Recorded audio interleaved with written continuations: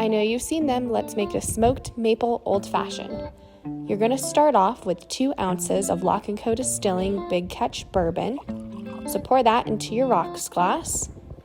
Then you will add 1/4 ounces of your favorite maple syrup. If you want it a little sweeter, add more.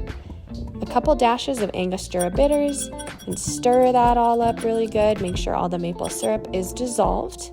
Now, I'm sure you've seen some of those really cool cocktail infusion kits, but if you don't have those at home, we wanted to create a DIY smoker for you.